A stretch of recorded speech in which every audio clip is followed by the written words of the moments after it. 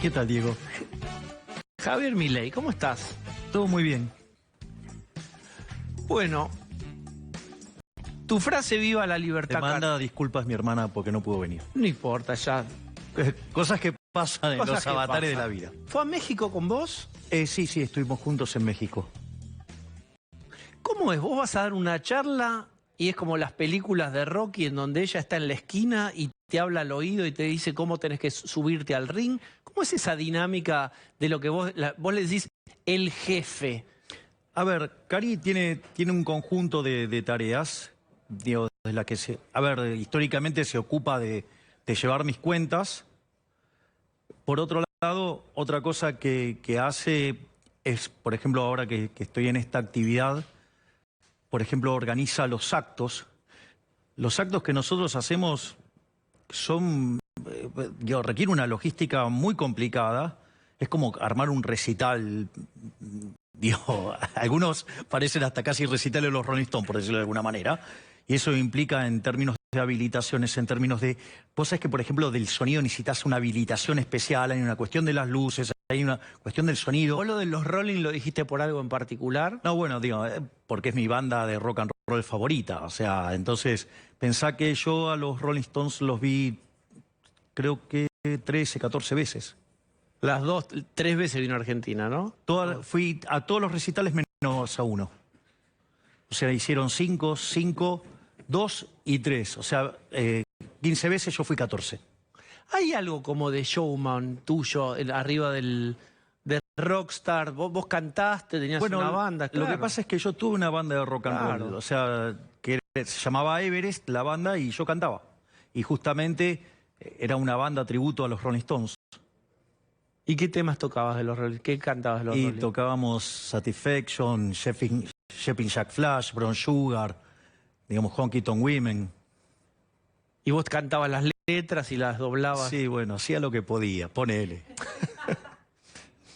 Vos sabés que una de las cosas que me pasó cuando yo empecé a salir con Daniela, nosotros... Daniela la cantante. Daniela la cantante, claro, pero Daniela es conocida por temas populares, pero ella de formación es cantante lírica. O sea, canta en serio. Y entonces, bueno, cuando por momentos, digamos, nos divertíamos cantando. Y ahí empecé a sentir tanta vergüenza que dije, no canto más. Porque ella no te estaba... porque ella canta muy bien y yo, digamos, decir que ladro sería ofender a los perros. A tus queridos perros. A todos en general, en particular a los míos. Bien, estábamos en los shows, pero yo quiero preguntarte por ir a los platos calientes. Sí. Todo el programa estuvimos preguntándonos acerca de si hay una real intención de buscar cierto equilibrio fiscal en Batakis, si Cristina está en silencio por ahora, no condena nada de lo hecho por Batakis, tampoco lo respalda. ¿Hay ahí algo que vio y se asustó? ¿Tenés alguna idea de qué pasó ahí y por qué hasta ahora está apoyando, aunque quizás no lo suficiente, a Batakis? Porque los dólares no formales siguen moviéndose. Vamos por partes. A ver. Yo estaba acá en tu programa el día que anunciaron que Batakis iba a ser ministra y estábamos acá en vivo. ¿Y yo qué te dije? Que iba a ser un desastre. Pasaron 2 semanas y se confirma que es un desastre, que no es una persona idónea para el cargo, que repite todas las cosas que han hundido a la Argentina y por ende, es más, yo antes de que hiciera el anuncio, ahí el tema del anuncio tiene 2 problemas. En general vos los anuncios que lo haces el viernes cuando cierran los mercados, justamente ¿para qué? Para que haya todo un tiempo que los mercados puedan procesar la nueva información. No lo haces una hora antes de que abran los mercados. O sea, eso ya es una muestra de incompetencia. Lo otro, que yo lo anticipé en un tuit, dije, va a fingir una ortodoxia que no tiene. Y efectivamente fue lo que quiso fingir en el anuncio y efectivamente nadie le creyó. Y después hay otro tema que todavía es más delicado y es que yo te dije que no importa lo que hagan, va a salir mal. Porque básicamente este gobierno no tiene credibilidad. Para que vos un anuncio sea creíble tiene que tener dos partes, no es cualquier cosa, no es eso, es algo muy concreto. Una es reputación. Reputación es un concepto mirando al pasado. Tiene que ver con la forma en que vos te fuiste comportando a lo largo de tu trayectoria. Claramente, el caso de Alberto es espantoso. A la mañana dice una cosa, a la tarde dice otra, al otro día vuelve a cambiar. Y por otra parte, otro problema que vos tenés tiene que ver con la consistencia. Y la reflexión que yo dejaba ese día era, mirá, aun cuando vos llamaras a Friedman, a Mises, a Rothbard, a Hayek, a Menger, a Adam Smith, a los mejores, aún así va a terminar mal. Porque la reputación de este gobierno está minada. Terminar mal. Bueno, fíjate que, mirá lo que son los datos. La inflación no para de acelerarse, primer punto. O sea, estamos camino con una trayectoria hacia niveles de inflación arriba del 85% anual. Probablemente ya estemos a una aceleración que va arriba del 100%. Se te dispararon todos los dólares. Fíjate que, mirá esto. Argentina, el riesgo país es 2.800 puntos básicos casi. Pero si vos mirás los bonos cortos es 5.500. Si vos mirás un seguro de default, el riesgo país es arriba de 10.000, ya no operan. Para que te des una idea, los bonos de Sri Lanka, ¿viste el despiole que hay en Sri Lanka? Cotizan entre el 40 y el 50%, los de Argentina cotizan a menos del 20%. Pensá que los bonos rusos, cuando fue la primera hecatombe de la globalización, por decirlo de alguna manera, y defaultearon en el 98, llegaron a 31%. Es decir, Argentina tiene más riesgo que Ucrania, que tiene 130.000 soldados rusos adentro del país. Eso es Argentina. Y Batakis no cambió nada de eso, lo único que hizo fue acelerarlo. Lo que yo ¿Por qué lo aceleró? Porque no es alguien apto para el cargo. A ver, lo voy a poner en datos para que se vea. Argentina, si cumple con los números pactados, tendría un déficit primario de 3,5 del PBI, 2 de intereses te vas a 5,5 y 3,5 de cuasi fiscal te vas a 9. A ver, el Rodrigazo estalló con 14. La tablita cambiaria de Martínez Dios, vos no sé si te acordás, pero el que apuesta al dólar pierde, Lorenzo Sigó, con 11 estalló. Por ejemplo, la hiperinflación de Alfonsín estalló con 8. La convertibilidad con 7. Tenemos 9. Se llama piña. Si yo miro la situación... Repetí, ¿9 qué? 9% de déficit fiscal consolidado en términos de PBI. Entonces, ¿qué quiere decir esto? Imagínate si suben más empresas públicas, o sea, ya estás en 10 pisos. Entonces, ¿qué quiere decir esto? Que tenés toda la configuración fiscal de una de las grandes crisis de la historia argentina. Pero además, tenés un desequilibrio monetario que es más que el doble del que tenías previo al Rodrigazo. ¿El Rodrigazo qué fue? Fue una situación donde hubo una bestia, un bruto, José Bell Helbar, que justamente es, según Batakis, el mejor ministro de Economía de la historia argentina. O sea, una bestia total. Los que defienden a Helbar lo separan de Celestino Rodrigo. Y claro, obvio que lo hacen, porque es alguien que hizo déficit fiscal, lo financió con emisión monetaria, metió controles de precios súper represivos, tenía un control represivo del sistema financiero, y entonces en un momento se quedaron sin dólares. ¿Y qué hizo la rata? Escapó, huyó. Y cuando vieron, el único que estuvo dispuesto a sincerar las variables, que fue Celestino Rodrigo, le explotó en la cara. Pero la culpa es de Celestino Rodrigo, que sinceró, o de la bestia de Helbar, que durante su periodo del plan de inflación cero fue un desastre. Entonces, en ese contexto, hoy tenemos un desequilibrio monetario que es el doble. ¿Y por qué es importante? Porque ¿cómo se corrigen los desequilibrios monetarios? ¿Vos creés que se corrigen con una fuerte suba del PBI o con una disparada de precios? Una disparada de precios. Fíjate que la inflación, que venía al 30%, en el año 75 trepó al 180. Y al otro año trepó a 400. Y la pobreza de 5 pasó a 25%. Vos imaginate que hoy, si la inflación viene viajando al 85 anual, multiplicás por 6 la inflación, o sea que si tuvieras un desequilibrio similar al del Rodrigazo, a la previa, vos estarías llevando la inflación arriba del 510%. No solo eso, el problema más grave es el problema social. ¿Por qué? Porque vos de 5% de pobres pasaste a 25%. Hoy estás arrancando de 50% de pobres y 10% de indigentes. ¿Me comprendés que Sí. no te da la matemática para la multiplicación y eso se arregla con un desastre social? ¿Qué medidas Bueno, se arregla, estructurales debieran tomarse y cuánto tiempo tardaría para que los sectores más desfavorecidos empiecen a estar mejor? Porque si hay que entrar a quirófano, va a haber un largo tiempo de mucho sufrimiento. ¿Está bien tomada la metáfora del quirófano, de las reformas estructurales? Me permito disentir. Explícame. Todos los programas de ajuste de shock, desde la segunda mitad del siglo XX en adelante, sacando el del 59, todos fueron expansivos. En todos aumentó la actividad, aumentó el empleo y aumentó el salario real. Quiere decir que no hay un dilema entre shock y gradualismo. Es más, todos los gradualismos terminaron mal y siempre van a terminar mal en Argentina, porque cuando vos haces un ajuste que implica un aumento del ahorro, tiene que tener contrapartida de inversión. Pero acá no lo va a haber. bajemos a tierra.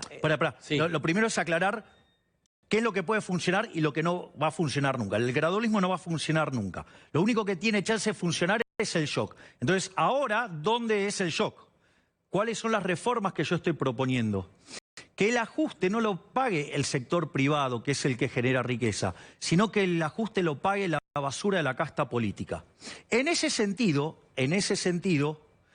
yo hablo, por ejemplo, en el plano fiscal del plan motosierra, es decir, fuerte recorte del gasto público para poder bajar impuestos. ¿Pero qué del gasto público? Por ejemplo, eliminar de cuajo la obra pública, eliminar de cuajo las transferencias discrecionales de nación a provincia y de provincias a municipio, eliminar los subsidios económicos, pero recalibrando la ecuación económica financiera de los contratos, no como lo hizo Aranguren, que lo hizo gradual y mal. Vos lo que tenés que trabajar es sobre el total de la ecuación económica financiera del contrato. Bueno, ahí tenés un ajuste bastante grande. Y además tendrías que sumarle, por ejemplo, yo estoy dispuesto a avanzar en la eliminación directamente de las empresas públicas, es decir, que todo pase al sector privado, ¿sí? Porque, digamos, ahí tenés también casi de un punto del PBI de déficit. Y para mí hay que terminar con los regímenes de privilegios para la política. Entonces, eso te da un ajuste que puede oscilar según en qué momento del tiempo te pares, entre 10 y 12 puntos del PBI. Mirá si tenés para bajar el gasto público, para bajar impuestos. Antes que vos llegaras, vos en realidad ya estábamos hablando con Florencia Arieto sobre los bloqueos a empresas de camioneros. No vamos a demonizar a todo el sindicalismo porque para mí me parece injusto, pero hay algunos gremios que son más complicados. ¿Qué harías vos, Javier Milei, en esta eliminación de las empresas públicas con los sindicatos fuertes, estatales, que se te van a plantar? La ley se cumple. ¿Cómo es eso? La ley se cumple. Hay un derecho a transitar. Vos no podés violentar el derecho a transitar. La ley se cumple. Lo que se estipule en el Código Penal, pagarás las consecuencias por no cumplir la ley. Y vos... El orden, y esto, digamos, más allá de... El orden no es ni de derecha ni de izquierda, es orden. Si vos decidiste jugar con estas reglas de juego, se respetan. Si vos cerraras una empresa pública, tendrías seguramente mucha... Pero, por ejemplo, jugar con SN para conocerte a vos. Te doy el caso, por ejemplo, de Aerolíneas. Sí, ¿qué harías? Se la voy a entregar a los empleados. ¿Sabés cómo sufren los empleados las consecuencias de los parásitos de la política que los hacen quedar mal? Entonces, nada, que quede en manos de los empleados. ¿De los empleados que son? ¿De los líderes, de los pilotos, de los referentes sindicales? Todos los empleados de la compañía, pasa a ser de las compañías. ¿Pero con qué plata? ¿Con subsidios que el Estado... ¿Qué subsidio? Se acabó el subsidio. O sea, gerencien ustedes, que son háganse cargo de la públicos empresa, como empleados privados. Claro, y que se queden con la empresa y que la operen como, digamos, ellos consideren que es mejor. La van a autodepurar seguramente. ¿Seguro? Estoy seguro. Y si no, te terminarán quebrando y van a tener un problema más grande. ¿Lo hablaste concretamente? Porque cuando alguna vez lo charlamos acá, El teorema de Baglini, cuando estás lejos, soñás. Repudio el teorema de Baglini. Bien, pero no quiero meterme con eso. ¿Hablaste con alguna de la gente de aerolíneas? ¿Te conocen? Los empleados están fascinados porque yo vuelo en vuelos de línea generalmente. De aerolíneas. Sí. ¿Y qué te dicen? Nada, están felices con que, digamos, o sea, se van a poder sacar el lastre político y poder llevar ellos adelante la empresa. Si ellos saben lo que trabajan, lo que valen y, digamos, si saben que ¿Cuál es una frase que vos recordás que te hayan dicho en un avión o...? No, pero aparte, digamos, me piden selfie, lo hacen con mucha alegría, o sea, es un evento muy lindo. Bueno, en realidad todos los eventos son muy lindos. Y en dependencias públicas, que vos decís, vos sos muy anti empresa pública o la privatización. Es un oxímoron la empresa pública. La empresa pública tiene que ver con emprender, con crear, digamos, todo lo que tiene que ver con el sector público tiene que ver con destruir, con robar, con violencia. Es un oxímoron hablar de empresa pública. ¿Y qué te van diciendo? Porque si supone, digamos, mientras no tenías chance, pero vos te va bien en los números, después podemos hablar si bajaste un poco o no, etcétera, en tus números. ¿Cómo, cuando te encontrás con la realidad de la viabilidad de tus ideas, si son posibles o no, qué costos sociales tendrían? Es que el costo social, en el ajuste que yo he diseñado junto a mis equipos, lo paga la runfla de la política, no la gente de bien. Déjame sospechar y decirte, el plan motosierra, que me imagino que es muy atrapante para los que van a ser cortados por la motosierra, pero que tiene mucho punch como nombre, dicen, la política tiene un alto contenido simbólico, el recorte, y es necesario, pero eso no te arregla el déficit fiscal. Fíjate que las partidas que yo te mencioné son todas partidas muy grandes. La obra pública puede estar en 3 puntos del PBI según el momento. Las transferencias discrecionales son 5 puntos del PBI, piso. Es decir, las empresas públicas es 1 punto del PBI, la jubilación de privilegios es otro punto del PBI, los subsidios económicos van en camino a ser entre 4 y 5 puntos del PBI. Los aportes a los sindicatos son, en un gobierno hipotético de Javier Milei, ¿obligatorios o voluntarios? Yo creo que hay que modificar la ley laboral en Argentina. Tenés que pasar de este sistema donde se le trata de dar seguridad a los trabajadores vía un montón de regulaciones y en realidad si vos necesitas contratar un seguro, contratás un seguro, no tomar todas medidas para generar el efecto del seguro sin un seguro.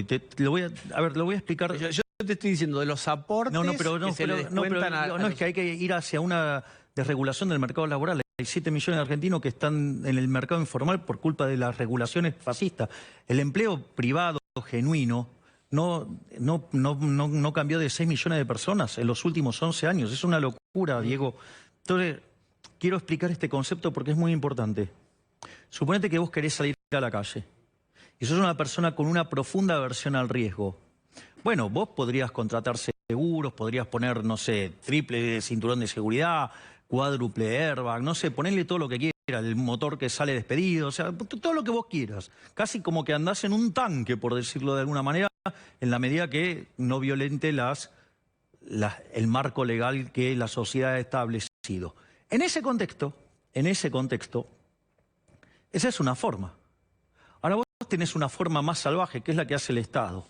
Por ejemplo, prohibirle a todos que salgan a la calle cuando salís vos, es una locura. Bueno, las regulaciones del mercado laboral están hechas así. Uno, ¿por qué entiende de dónde aparecen? Y aparecen porque no hay oportunidades de trabajo, porque no se crea nuevo trabajo, porque los salarios reales se destruyen. Es decir, un país que no crece. Pensá que Argentina hoy tiene un PBI per cápita que es 16% inferior al del 2011, está en línea con el del año 73 y una productividad del año 50. O sea, tenés un problema de novela en Argentina. O sea, no tenés oportunidades, no se crean puestos de trabajo y encima tenés un problema de la inflación galopante. Con todo ese contexto, lo lógico es que la gente se sienta asustada de perder el trabajo. Ahora, querer arreglar el problema con esas regulaciones, en lugar de resolver el problema, genera un problema más grande. Fíjate que los empleados formales son 6 millones, ¿sí? Y 7 tenés afuera. O sea, ahí tenés un problema grave. Entonces, vos lo que tenés que pasar es, de ese sistema, que es un sistema que lo que hace es distorsionar la señal de precio y por ende no te permite crear puestos de trabajo, tener que ir a un sistema donde la señal del salario salario sea una señal limpia y que de esa manera vos puedas contratar trabajadores libremente y que no sea un problema. Que cuando vos contratás a alguien, no te estés comprando un problema.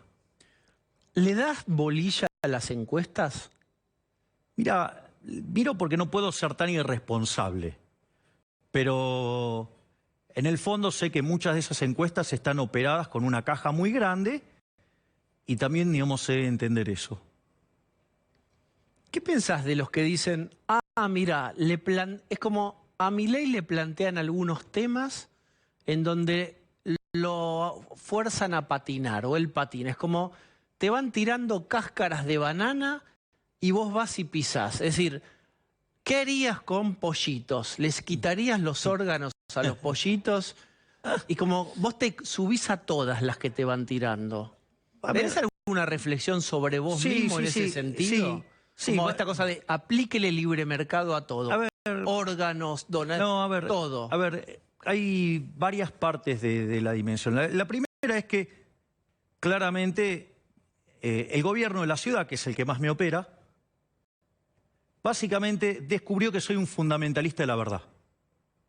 Y si yo tengo que elegir entre mi imagen y decir la verdad, siempre elijo decir la verdad. Al menos mi verdad, al menos desde mi visión. Ese es el primer punto. El segundo punto es que hay una lectura deshonesta de los hechos. Por ejemplo, si vos me vas a preguntar filosóficamente, yo filosóficamente soy anarcocapitalista. Ahora, ¿cuál es el punto con eso? El punto es que si vos me vas a preguntar por filosofía, entonces no deberías mezclarlo con la política, porque es algo intelectualmente deshonesto, es sucio, es horrible, es decir, es una forma berreta de operar a una persona. Entonces, porque la realidad es que, mirá, yo, por ejemplo, estoy en la carrera presidencial, por decirlo de alguna manera. Ok, entonces, si yo soy presidente, ¿sabes que no hay anarcocapitalismo? Y si hay anarcocapitalismo, no hay presidente. Entonces... Pero eso no se entiende bien, Javier. Bueno, está bien, yo es que... pero, a ver... Déjame subirme a tu lógica. Como vos sos un fundamentalista de la verdad, no queda para alguna gente claro si vos vas a ejercer el anarcocapitalismo o no. Más fácil.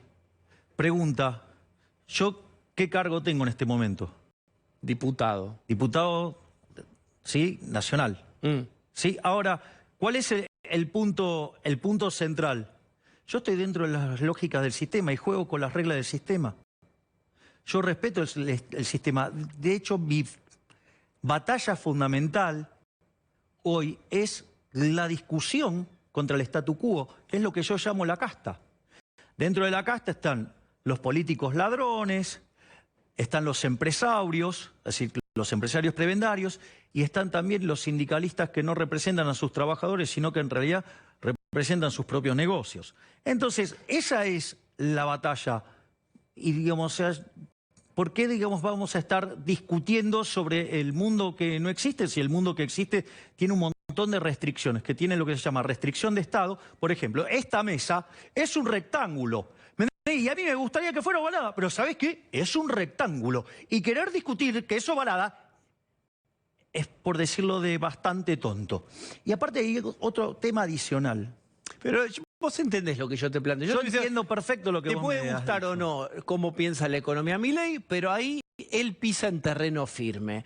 Si vos lo llevás a adopción de niños o cosas... No, bueno, después están las mentiras. Porque yo dije que, por ejemplo, rotundamente que yo estoy en contra de la venta de niños.